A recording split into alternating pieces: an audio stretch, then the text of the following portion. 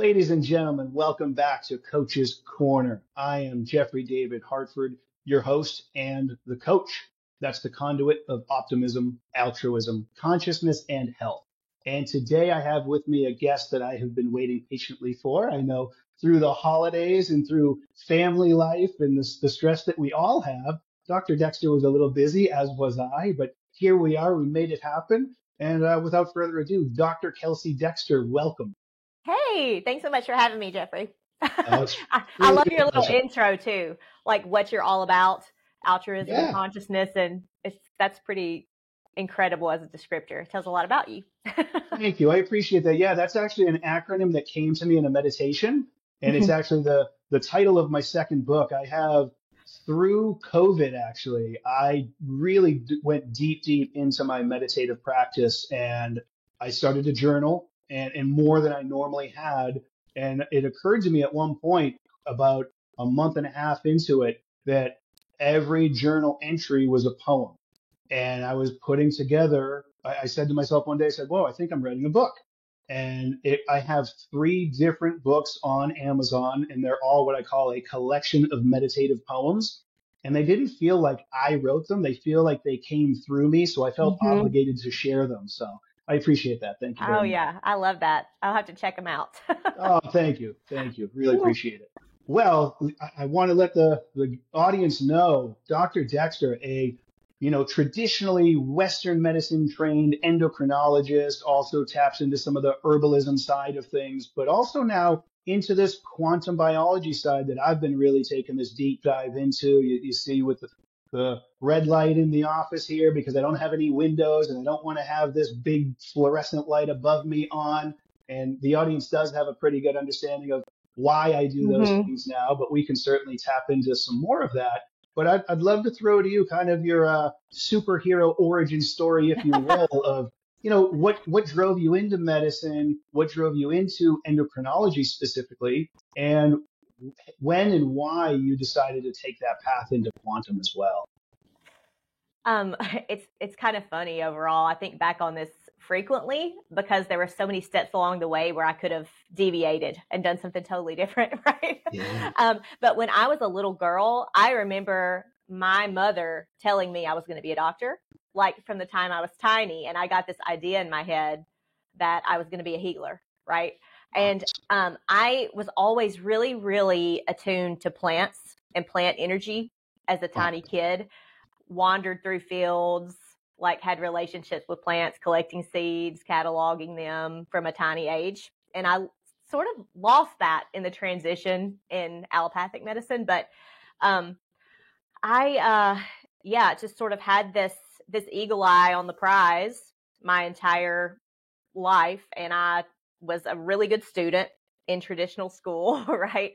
I was valedictorian. I knew that I wanted to go to Vanderbilt. So that's where I went. And I just had this trajectory and did everything I was planning to do.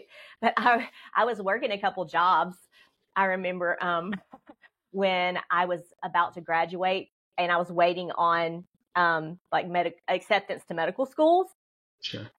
And I had been put on a wait list at University of Tennessee, which is the school I ended up going to. But I worked in skincare and in this mall in Nashville. And this woman came in and was walking around the store. And now I know she was doing like kinesiology muscle testing on Sure. with different products. And I was like, what are you doing? And she said, I'm just trying to see if how my body responds to these and if it would be good or bad for me. Right. So that took us into like this talk of auras and then all kinds of sort of metaphysical stuff, which I wasn't into at the time. And she left the store and she came back in before she left, like a couple hours later. And she said, there's something I really need to tell you. And I was like, what? She said, don't go to medical school. I said, what do you Whoa. mean? I didn't even tell her that that's what my plan was. She was like, don't go. You're not going to be happy in that paradigm. Really Wow. consider it. Only do it if it's something that you want to do and not because of expectations. And I was like, okay, whatever. But, That's awesome. I was really into skincare. It's part of like the story. I loved like skin health and I was planning to be a dermatologist. That was my end goal. Okay. even from a young age, I avoided the sun pretty aggressively, and told everybody else that the sun was going to kill them. So, anyway, I've learned a lot of lessons, and especially like the last 5 years of my life, but, it's good to be humble and good to say when you're wrong. Yeah. I ended up getting into that medical school, and I had, traditional med school training, and I was also really into nutrition before I went in. And I was like, why are we not learning anything about nutrition in medical school? Why are we like not learning how to keep bodies healthy in medical school?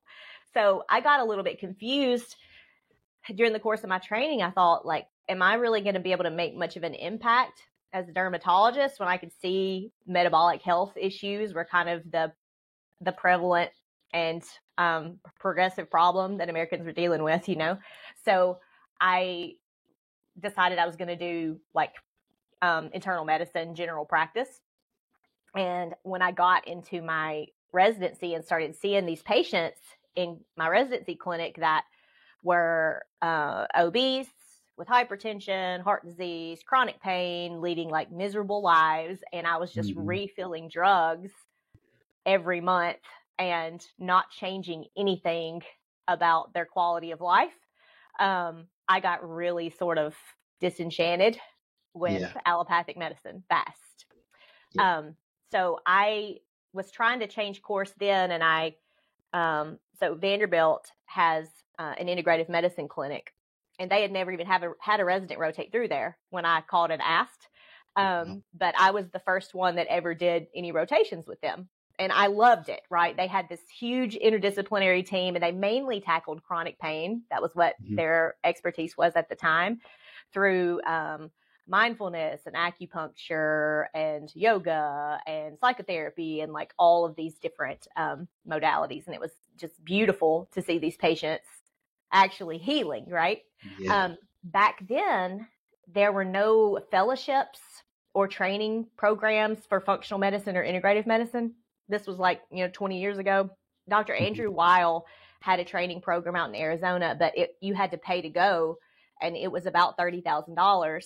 And, I was like deep in a hole of medical school debt, and there was no way that I could swing that. So then I was like, well, what fellowship could I do that would put me closer to nutrition, like learning about how we can make bodies healthier through that lens. And so I looked at endocrinology, and I never in a million years thought that I would go into endocrinology when I was in med school. It's like my least favorite subject because it was so complicated in my mind, my eyes. Anyway, I ended up training at University of Colorado because I chose them because they have the biggest obesity research center in the country. Like they have all these leaders in obesity medicine, and that's where I thought I would get the biggest help for my goals. So, interestingly, I was the research fellow in my class, my fellowship class. And when they asked me what kind of research I wanted to do, I was like, I am not doing bench research. And then they wanted me to do some like exercise science stuff. And I just was not motivated by that. I was like, I'm going to look at big picture.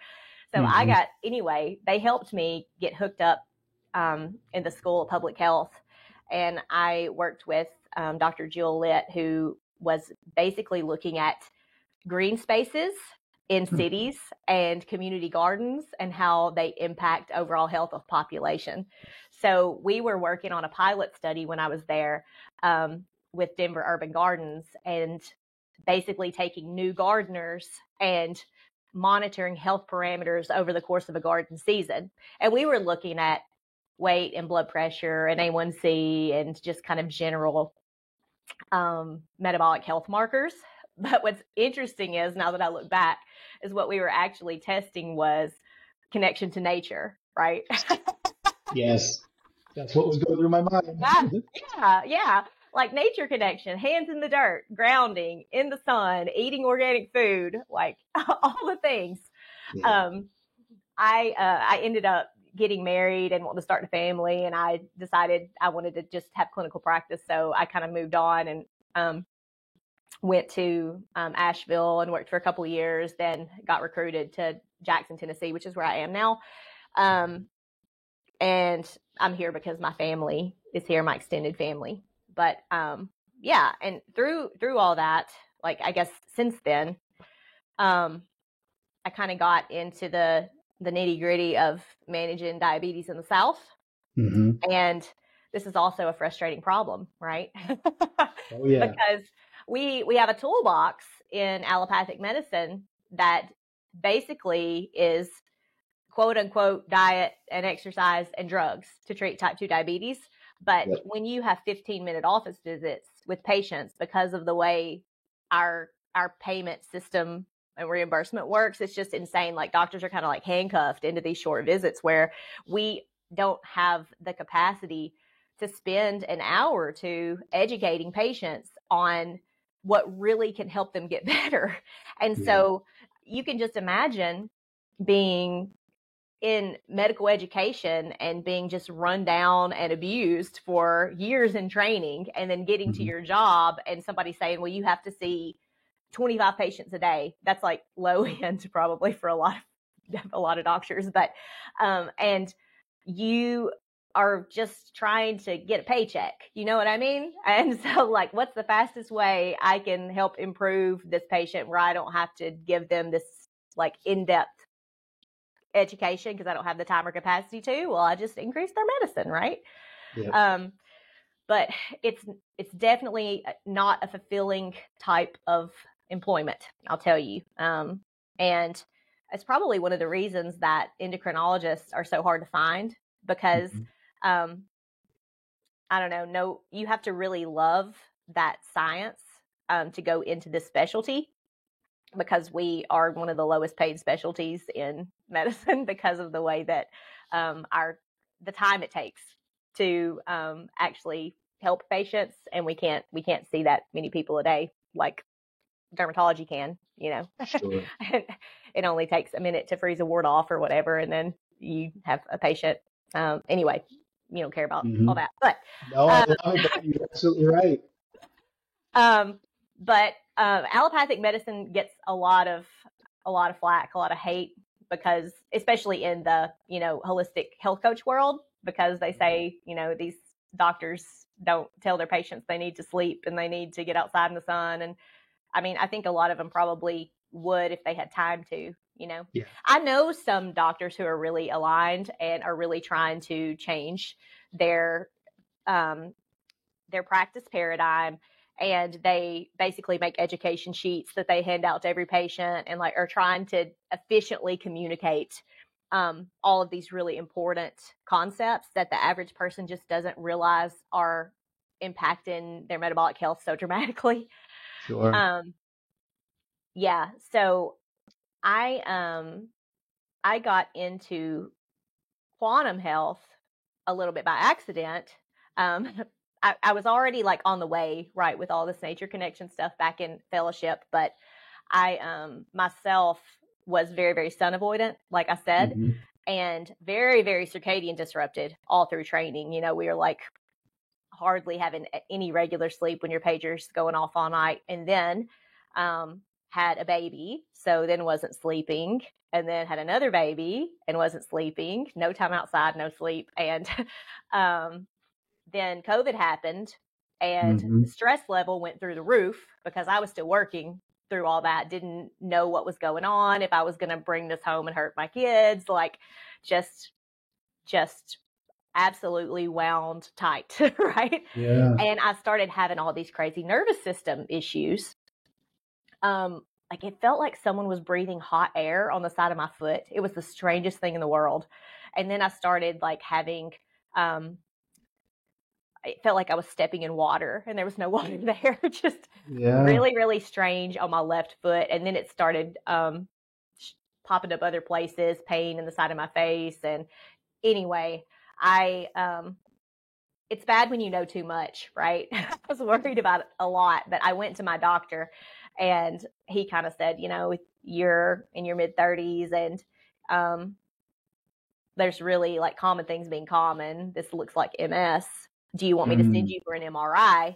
so we can get you a formal diagnosis if you have lesions. And I said, no, thank you. Please don't put that in my chart. I just didn't accept that. I was like, no, this is not going to happen to me. And then I came across a paper that demonstrated that, the prevalence of MS is very, very different in different parts of the world, depending on how far you are from the equator. So people at the equator hardly get it. And the further away you move, the higher the prevalence is. And something just clicked in my brain. And I said, well, you dummy.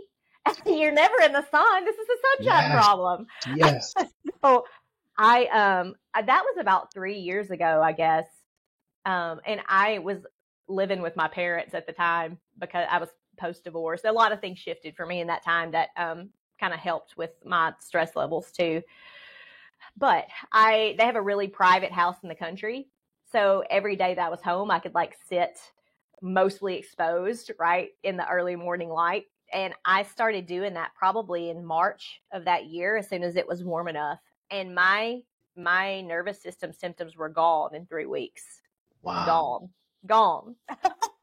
That's amazing. And I found, Dr. Jack Cruz through the Rick Rubin podcast, and it blew my mind. And then I started down this rabbit hole that has never stopped. I just feel like I realized that I knew nothing about health, right? It's a very humbling time for me. And I'm a student again, and I am just really excited. I'm very, very excited about everything that I'm being shown, how I was led to discover this. Thankful for the symptoms, thankful for the illness, because it put me on the other side where I can actually change people's lives. And so that's my mission. I want to teach people about light and nature connection and nervous system regulation and how they can take charge of their physiology that way, right? Yeah. I love everything about that story, as crazy as it may sound. I mean, it's really funny.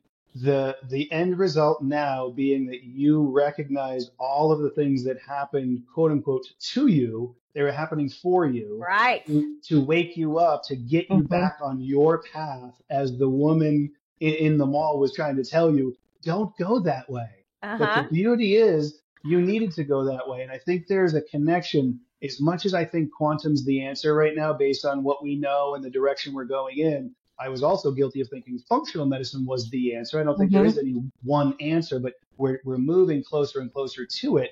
But for the average person to really receive the message, the value that we have in this paradigm shift that we're seeing is for those of you that did go the traditional route and saw the flaws within it, and you had to take on the trials and tribulations. You had to deal with the circadian disruption that system inherently creates within the people who are supposed to be the healers with all the answers. They're some of the worst patients because the system creates that. And then you have to experience that. You have to feel that. You have to be on the receiving end and come out on the other side and learn what the real answer is. I mean, nature will heal far more than any pharmaceutical ever will, in my opinion. That's maybe a little controversial to say, but it's pharmaceuticals play their role, but they are not the sun in nature, right? No. Well, I'll second that. I believe that the body is an amazing work of art, a miracle. Yeah. And whenever you give the body the right inputs, it changes so much internally. And we don't need medicine to be healthy. We have to give our body the right inputs. And I've sort of shifted my mindset to think about symptoms as messengers, right? Yeah. They just let our body know when something is out of balance. Even diabetes, type 2 diabetes, is an adaptation, right? Yep. It's not really pathology. The body is saying, I'm not getting solar energy. I'm not getting electrons from the earth. I have to get energy from food. I'm in a chronic stress state, so I'm going to prioritize fat deposition for survival. So like it's a low energy state. And you have to increase the other energy inputs, nature energy inputs, to start to shift the way the body manages its energy. So yeah, I've come up with a very different framework for treating type 2 diabetes than I used to have But my big challenge is the challenge. Okay. So in practice, I really need 2 hours with a new patient to even like start to kind of get to know them and what their struggles are, and like teach them where I can actually get a buy-in on some of these ideas. And you just can't do that in an insurance-driven medical practice. You can't keep the doors open that way.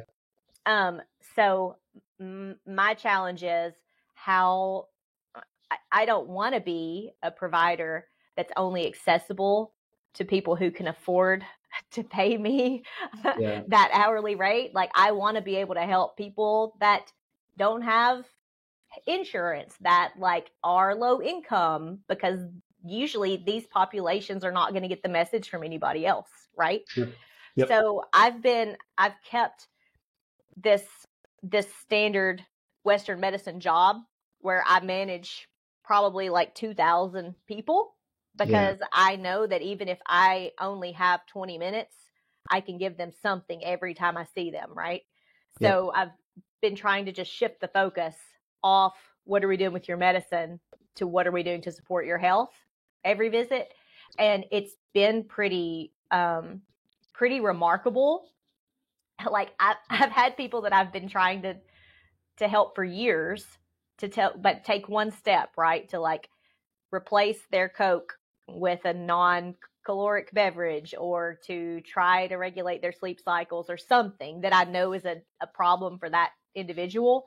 And it may take years. And then one visit, they'll come back and A1C will go from 10 to 6. And I said, well, what did you do? And they'll say, I finally did that thing that you told me to do. That's great. And it's the best feeling in the world, right? As a practitioner, whenever you see the lights come on and they realize how much power they have to change their reality. And I think so many patients outsource their health to experts. But nobody can make you healthy except for you. And when you have a path and you can see that it's possible, it's so powerful. I really believe that mindset about health, mindset about anything, is the most important part of getting healthy, of optimization.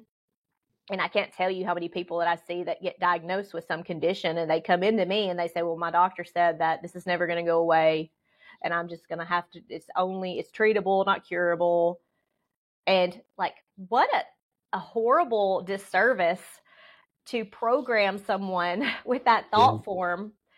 So it effectively, if they believe it, they're never going to get better, right? That's right. This is what the placebo effect is, the nocebo effect. Yes, 100%. I talk about that regularly. In fact, that's a product of what I label the disempowerment paradigm. That's what that current system is. But we're witnessing the end of that, in my opinion, and we are ushering in the empowerment paradigm. And it's the complete opposite. I mean, and I understand it too, as you said before, and I agree wholeheartedly. There are some wonderful doctors that are working within allopathic medicine with their head and their heart in the right place, truly trying to change lives of people. But they are handcuffed. They're handcuffed by the debt that they have from med school. They're handcuffed by what the system does. They're handcuffed by what insurance companies will reimburse for. But such as yourself, God bless you for it, staying there anyway, because you know these are the people that need your help.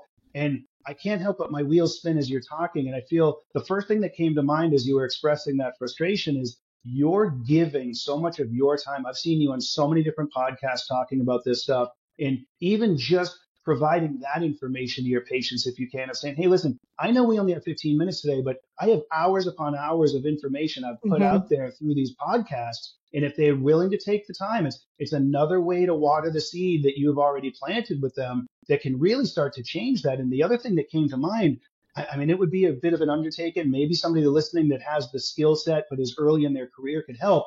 I envision you creating a documentary with all of your patients who are coming back and saying, Doc, it worked. Look, I know you told me a few years ago to do this and I waited, but I finally did it. And look at my results. You start stringing together patient after patient after patient after patient who's experienced that and create this movie for people to be entertained and educated by of the results. That could be so powerful. I mean, I'm just grateful for this conversation. Even this will get it out there. Oh, let it be so.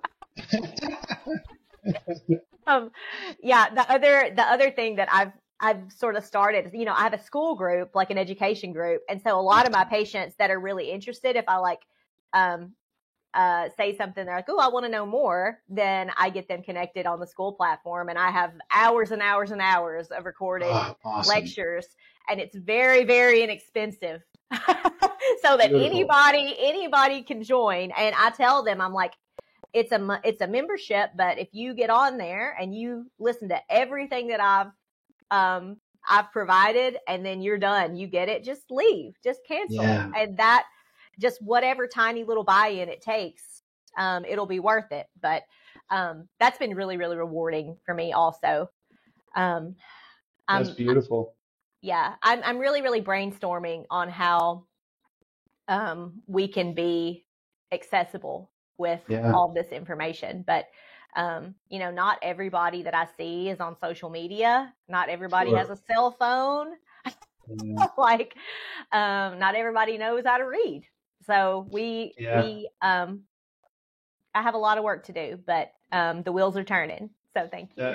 Oh, absolutely. And it's amazing. The more we talk, and I knew this, that following a lot of your content, I could see it. I sensed the energy there. I love the content that you're putting out there, but you really do epitomize every aspect of the acronym coach. I mean, I'm the conduit, so we're putting it out there, but the optimism, the altruism, the consciousness, and the health, you're touching upon every single aspect of that in a way to truly change lives. And it's so powerful. This is incredible. Well, I do thank love you. it. Of course.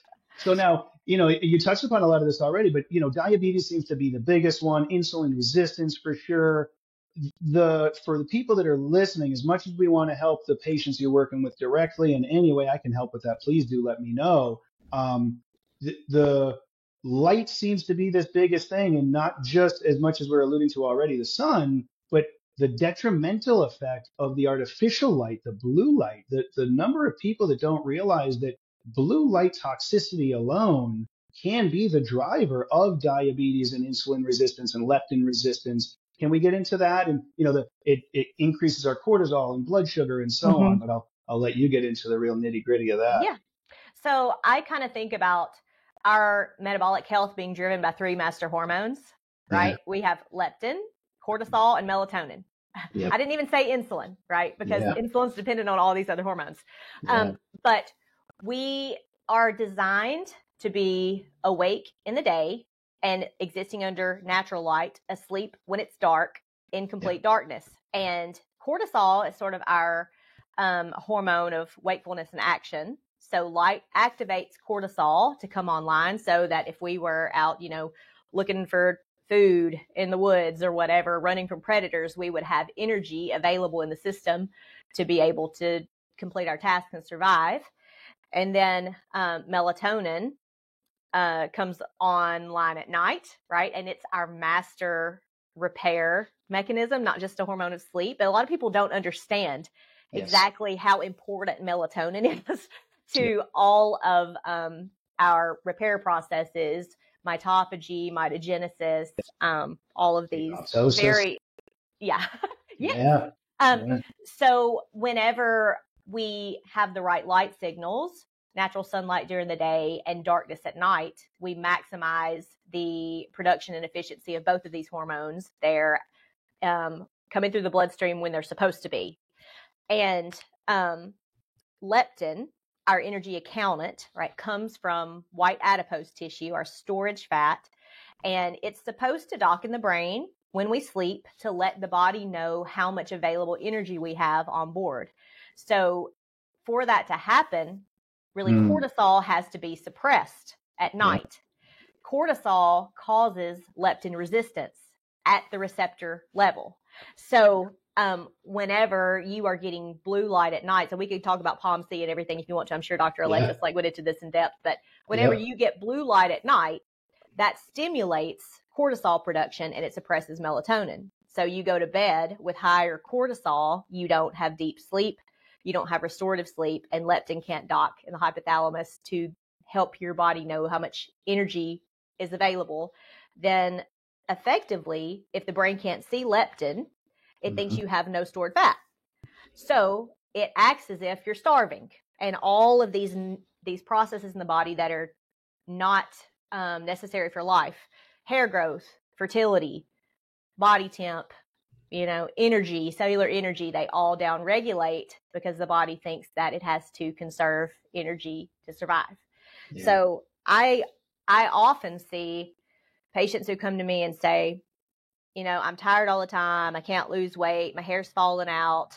I feel freezing. I know I have thyroid issues, right? And every doctor's told me I don't, but I know I do.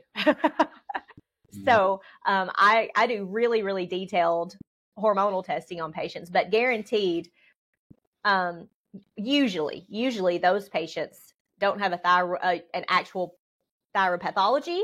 They have a functional thyroid issue from leptin resistance, right? Yes. Because the thyroid hormone pathway is the way that we control body temp and metabolic rate. And so if the brain is leptin resistant or low leptin and thinks it needs to survive, then it decreases the amount of active thyroid hormone in the body, and it converts it to reverse T3, which is how it's inactivated. So you can check the labs and they may look fine. The reverse T3 may be high, and that's a key that the body may be leptin resistant or sick. The body does that in times of illness also, or chronic inflammatory states. But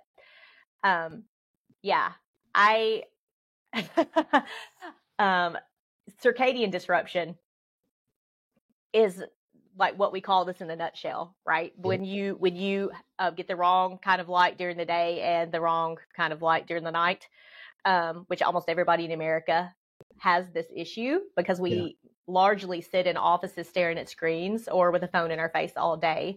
So is blue light bad for us? No, not when it comes from the sun.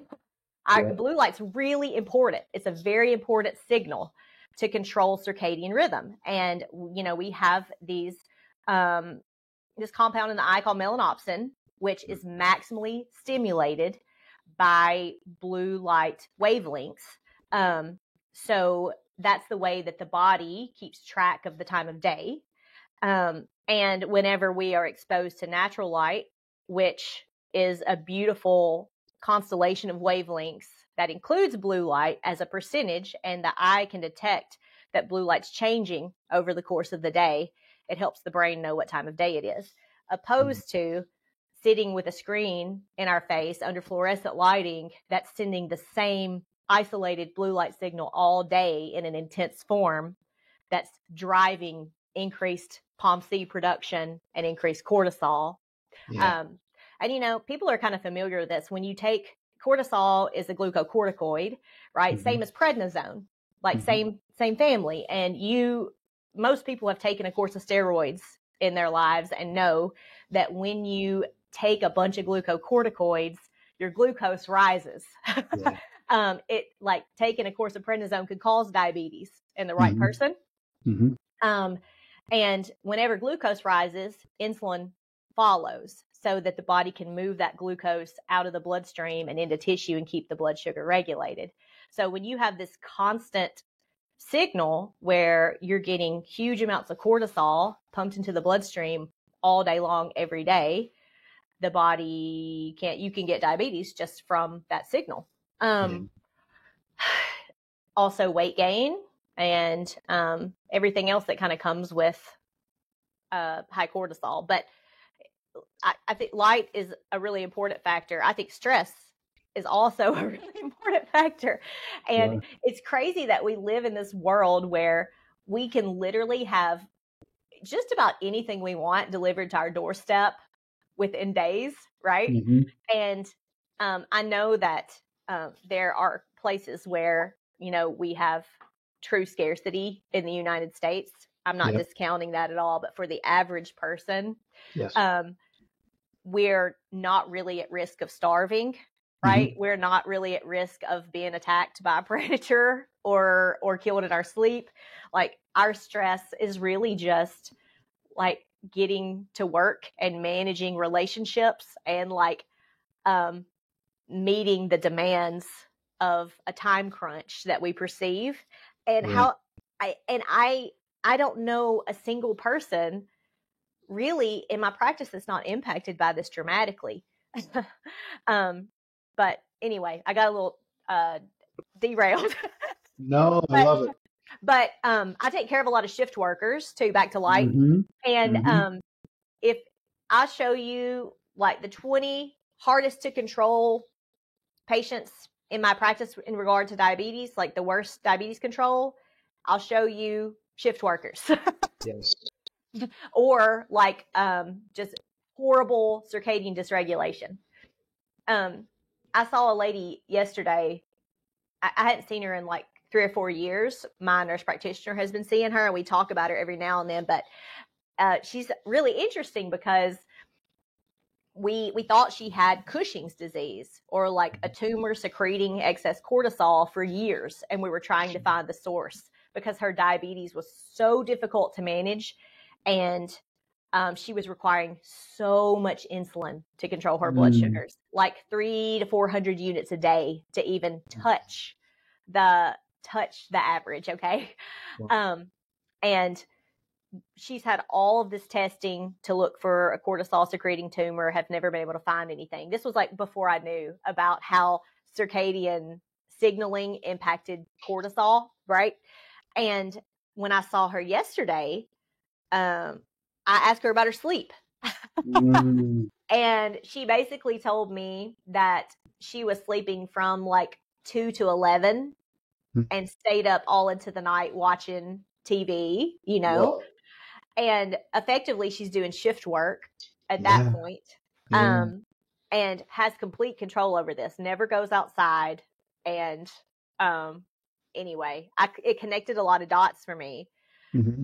Because I knew that when we were checking her cortisol before, she was stimulating production like every night by staying up late and watching TV. So that's why her levels were looking high. Wow.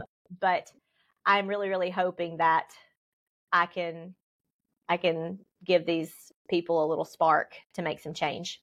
But yeah, my biggest struggle in clinical practice has been the buy-in with patients. Sure.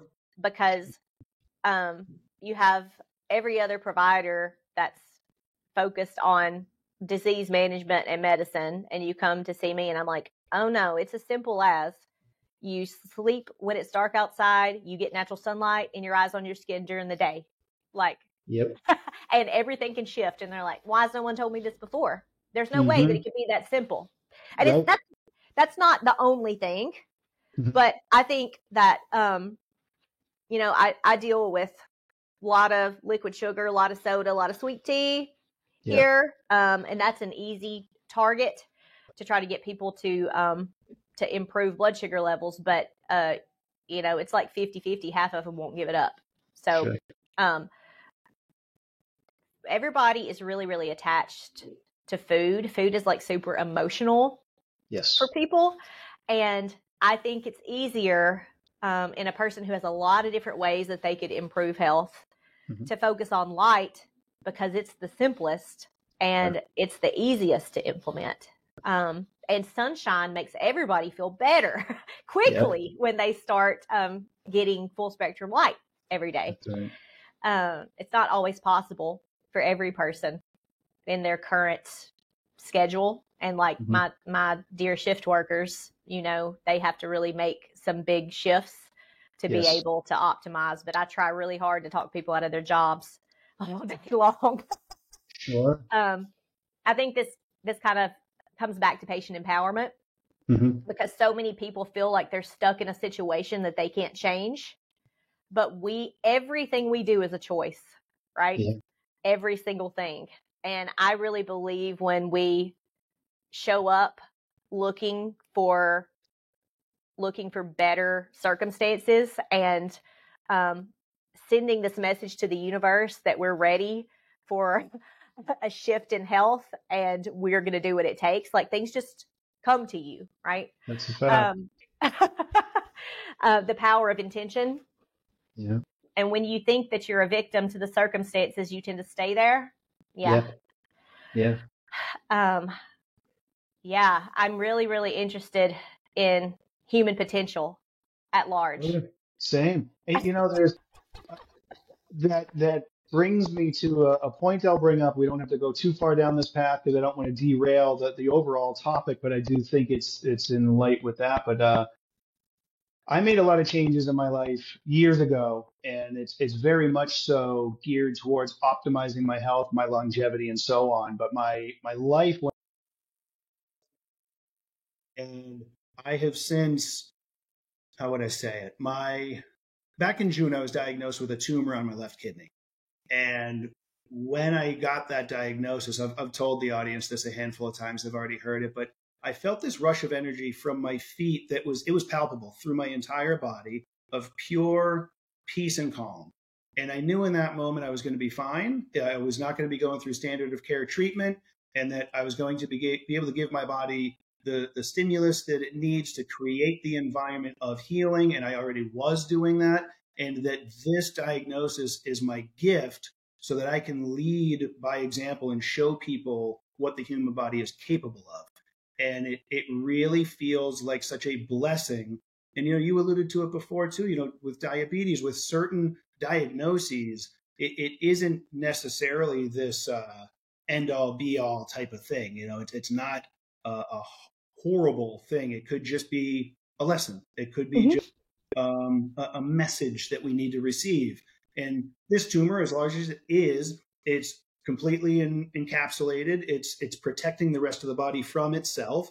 And it shows me that there's just a little bit more that I need to do, which brings me to the concept of the melatonin that you alluded to already, that we know the pineal gland is really where we create the melatonin in the darkness, and that really helps us to fall asleep. But the melatonin created during the day in the light is created in the gut, and it's that form of the melatonin that actually taps more into things like the apoptosis while we're asleep and keeps us staying asleep. At least that's my current understanding. So I'll let you delve into that part a little bit more. But yeah, it really is about empowering people. And I feel I've been gifted this opportunity to continue to empower myself, to lead by example, and hopefully lead others to empower themselves. Yeah, that reminded me of something that happened to me last year when I was having these crazy digestive symptoms that I couldn't explain for months and months. And I finally went to the doctor and got an x-ray of my abdomen. And the report said, effectively, there's no bowel gas in the descending colon, suspect space occupying lesion. So I get this report and I'm like, I have colon cancer. Okay. I look at this, I'm like, okay, there's a mass in my colon. And like you, I have this wave of peace and calm. Wow. that just goes through my body. And I was like, this is going to be fine. Wow. And no issue. I will make it through, and I'll use it as a lesson that I can teach from. Right. And anyway, I had a string of like very fast CTs and colonoscopies and everything the next week. Yeah. And there was nothing there at all. Whoa. So maybe, I love the metaphysical and I love thinking about the power of the mind. And I'm like, well, did I make it disappear? Maybe. Did my acceptance and my like peace about it change the outcome? Possibly. But anyway, yeah. So I have a patient that was really, really inspiring to me who I was seeing for thyroid issues, and she came in with one day and said, well, I've been diagnosed with stage 4 lymphoma. I fractured my neck. They did a scan. I've got lymphoma all in my bones. It's all over my body. They told me I have like 3 months to live, but I haven't told anybody about this diagnosis except for you and my husband. I won't let anybody say cancer, C word in my presence. And I really think that I'm going to beat this. And so they tried to put her on hospice and she refused. And she said, no, I want like one round of treatment. And then if it's not working, you can put me on hospice. And so they give her 1 round of chemo and radiation, repeat her PET scan, and it's gone. Wow. Like no evidence of disease. Wow. At all. And that was 4 years ago. Wow. And so she truly, I believe, had a miraculous cure, right? But she had decided she was not accepting that diagnosis. Like that was not going to be her fate. And her body responded. Or, you know, God responded, or the universe, or however you want to frame that. But sure. we, as children of God, children of Source, fractals of the divine, we have incredible power over outcomes. Absolutely. And she is actually teaching people about that now. That's her new life mission. And she has like these groups that gather, and they have seen incredible healings of belief. So absolutely. The system, if you will, labels that spontaneous remission. Although there was a round of treatment, so there is some credit they may want to give to the chemo and the radiation, and so be it. Maybe that played a role, but I'm certain it was her belief, her lack of belief of the diagnosis, and didn't want to give it any power. And it also makes me think of, I don't know if you're familiar with the story, Dean Hall. I had him on the podcast. Unbelievable. So unbelievable. His leukemia was healed from his swim, but he still had the lymphoma, and then he healed the lymphoma through forest bathing. And no standard care treatment whatsoever. And it's the same exact thing, that even if we don't want to give the forest bathing the overall credit, if you will, it was his mind. You know, that placebo is so powerful, and our current system empowers the nocebo because of the whole legal side of it, that the doctors can't tell the patient the best possible case scenario, because if God forbid that doesn't happen, now they're liable and they can be sued because they told them something better than what actually happened, and you got my hopes up and it didn't happen. But it just feels so wrong to me. We know the placebo is real. We have to account for it in the double-blind placebo-controlled trial. Why don't we equally account for nocebo and balance this out? You know, but I don't know. I recognize things like that, and I do shine a light on it, but I don't go down that path. I don't get upset and angry. I say, let's just continue to shine a light on the higher end of it, you know, raise the frequency, raise the vibration, and share that optimistic story. So that's absolutely beautiful. I appreciate you sharing that. Yeah, I think about that in relation to my nervous system stuff too, right? When I realized that there was a possibility I could fix it, and I decided it was going to work, and it did. So I credit the sun, but what if it was my own power? Yes. Without question. Yeah. Yeah. Anyway, I feel so fortunate to have come to this place in my life where I recognize the inherent power of the individual. And, I just wonder, you know, have you ever read the 4 Agreements? Sure have. Yeah. I mean, like most of us have. But the way that the author talks about us dreaming, our reality is a dream, and we have basically been taught how to believe everything that we believe. That's right. And so if our collective beliefs program us in such a way, that will be limiting, right? In some regards, depending on the culture you're born into. Yes. And so we all believe, we have a collective agreement that humans live till they're about, 80 to 100 max life, and that we get kind of weaker as we age and like a little decrepit with age. And I hear this all the time. Like people come and say, well, I'm tired all the time, but I mean, I'm 70, so that's to be expected. I'm like, no, that's what you believe because of what you've been taught through these collective agreements. That may be common, but it's not normal. Right. So, and like, what is our true physical potential if we all believed that we could be vital and healthy into our hundreds? Like, how long would humans really live? I love that. My day-to-day practice, I'm a therapist, and my oldest client he'll be 92 on May 20th. And I've been working with him for years, and we have watched his body continuously progress and get stronger and stronger. His mind is so powerful. He knows it. When we talk about these things, I've told him I have an intuition that I'm going to live to be at least 120. And he initially laughed at that, as do I. It sounds crazy to doesn't to me. The current belief system would hear that and think it's crazy, but I think I might be shortchanging myself. But he now recognizes that 100 is essentially inevitable. That's only just over 8 years away. And he has gotten so much stronger in the years that we've worked together. And I also had a client start yesterday. I also still tap into my personal training side of my work.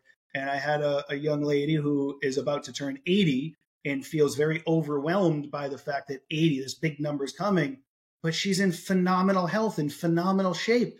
And I'm saying, what do you have to be afraid of? Look at you. You're raising the bar for the expectation of what 80 is. And we're talking about, she's done, I think she said about 6 or 7 half marathons in her life. And she wants to run another, I forget the distance she said, but on her birthday, she wants to run a race. And we're doing these things like just changing that perception. You're 100% right. And it's that belief system that also, I was thinking about that when you were talking about your average patient base of, they don't want to give up their sweet tea and their soda and so on. That's subconscious programming. That's we're raised around. And of course, it's also a physiological addiction to the sugar, but it's a belief system. And man, this whole empowerment side of things and you educating them, we raise the bar by raising the level of understanding and then healing from the inside so our gut-brain axis functions more optimally. And the information that we're able to put into this computer in our mind, our computer processor in our mind can function more optimally to utilize that information and recognize the power that we have. 100%. Yeah.